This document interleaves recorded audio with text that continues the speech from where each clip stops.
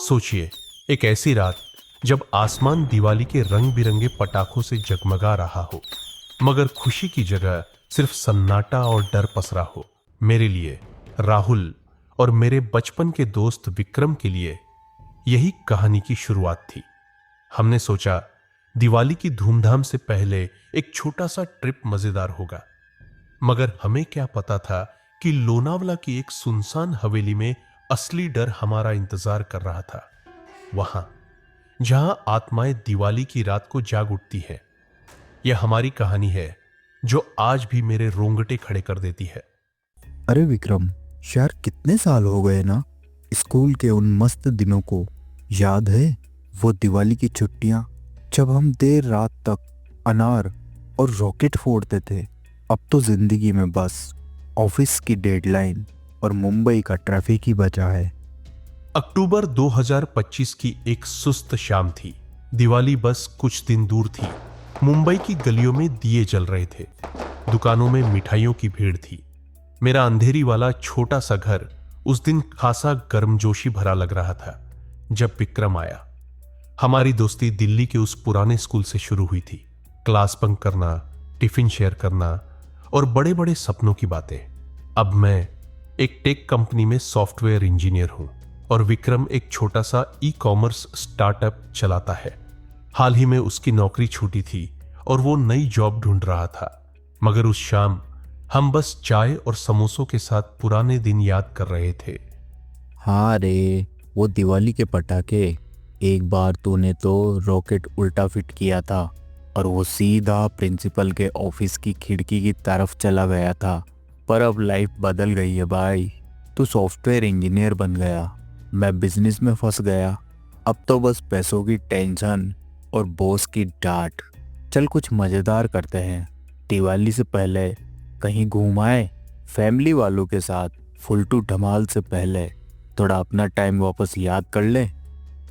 अरे ये हुई ना बात। मेरे पास तो ऑफिस में ढेर सारी छुट्टियां बची है। बोल कहाँ चले? गोवा? नहीं, वहाँ तो दिवाली में भयंकर भीड़ होगी। दार्जिलिंग? वो भी देख लिया है। रुक, मेरे कजिन ने एक जगह बताई है। लोनावला के पास एक पुरानी हवेली है, पुराना ब्रिटिश स्टाइल। चारों तरफ पहाड़ियाँ हैं। वीकेंड के लिए सस्ते में मिल रही है, मज़ा आएगा। हवेली? अरे तू भूल गया क्या? स्कूल में तेरे मामा के घर गए थे, रात को वो अजीब सी आवाज़ें। क्या सीन था। मैं भूत ऊत में नहीं मानता, पर दिवाली के टाइम ऐसी जगह ठीक नहीं है। लोग कहते हैं त्योहारों पर आत्माएं जागती है। मुझसे तो नहीं होगा भाई। विक्रम हमेशा थोड़ा डरपोक रहा। उसे हमारे पुराने डरावने किस्से याद रहते थे, लेकिन मैं थ्रिल का शौकीन हूं। श्याम हवेली नाम की वो जगह 1800 के दशक की थी, एक अमीर जमींदार की बनवाई हुई। मैंने उस जगह के ऑनलाइन फोटो देखे थे। फोटो में भव्य मेहराबें, जंगली बगीचे और धुंध से ढकी पहाड़ियां दिख रही थी। मुंबई की हवा और शोर से दूर दिवाली की रौनक से पहले एकदम परफेक्ट। थोड़ा जोर देने पर आखिर विक्रम मान गया। अगली शाम हमने बैग पैक किए, स्नैक्स, टॉर्च और रास्ते के लिए एक डब्बा दिवाली की मिठाइयां ली।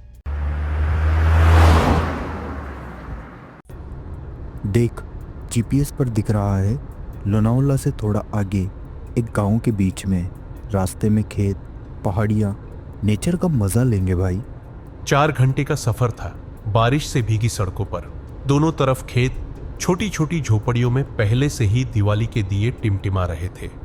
एक पेड़ पर मुर्गा बोला। उसकी आवाज सांझ के सन्नाटे में अजीब सी लगी। आखिरकार हमारी गाड़ी हवेली के सामने थी। विशाल फीकी पड़ी दीवारें, कोई गेट नहीं, बस एक खुली मेहराब। न गार्ड, न कोई जिंदगी का नामो निशान।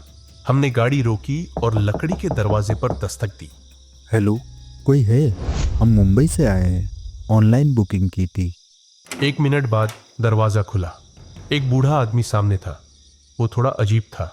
झुर्रियों से भरा चेहरा, सफेद कुर्ता, टोपी के नीचे छुपी आंखें। वो केयर टेकर था। बाबूजी नाम था उसका। उसकी आवाज खुरदरी थी, जैसे पुराने पेड़ों में सनसनाती हवा। कौन हो तुम लोग? यहाँ क्या काम है दिवाली की रात को? यहाँ कोई नहीं आता है, यहाँ रात में आत्माएं जागती है। देखा, अभी से भूत की बात शुरू। बाबूजी, हम दो दोस्त हैं, राहुल और विक्रम। बस एक रात रुकना है, प्लीज़ हमें अंदर आने दो। ठीक है, अंदर आ जाओ, मगर याद रखना रात को कमरे से बाहर मत निकलना, खिड़कियां बंद रखना, दिवाली की रोशनी बाहर ही रहने देना, अंदर मत लाना। कुछ भी गलत हुआ तो मैं जिम्मेदार नहीं हूँ। हम अंदर गए मगर हवेली अंदर से भव्य और उजड़ी हुई थी। ऊंची छतों पर धूल भरे झाड़ फानूस थे। दीवारों पर जमींदारों की पुरानी तस्वीरें हमें घूर रही थीं। बाबूजी हमें ऊपर एक कमरे में ले गए जहां एक पुराना बेड और पहाड़ियों की ओर देखती हुई एक बालकनी थी। हमने सामान खोला मगर माहौल में कुछ गड़बड़ थी। हवा भारी थी, जैसे वहां कोई अनकही कहानी छुपी हो। यार, ये जगह सचमुच भूतिया लग रही है। बाबूजी की वो बात, दिवाली पर आत्माएं जागती है, बस कहानी होगी ना। ज़्यादा डर मत, ये सब ढकोसला है। चल बाहर बगीचे में घूमते हैं, कुछ छोटे मोटे पटाखे फोड़ लेंगे, दिवाली का मूड बनेगा। हम बगीचे में निकले। बगीचा उजड़ा हुआ था, सूखी झाड़ियां और सूखा फव्वारा था। तभी अंदर से एक जोरदार धमाका हुआ, जैसे कोई भारी चीज गिरी हो। हम दौड़कर वापस गए। हमारा दिल जोर जोर से धड़क रहा था। अरे, ये क्या गिरा? यहाँ तो बस मकड़ी के जाले और धूल है, कुछ और तो दिखता नहीं। आवाज कहाँ से आई? शायद ऊपर से। राहुल, छोड़ यार, वापस कमरे में चलते हैं। हम कमरे में लौटे तभी बाबूजी भी खाना ले आए। सादी दाल रोटी, मगर साथ में बिरयानी जिसकी खुशबू लाजवाब थी। खा लो बेटा, दिवाली से पहले ताकत चाहिए तुम्हें, उन्होंने रहस्यमयी अंदाज में कहा। खाना खाकर सीधे सो जाना, रात को मत जागना।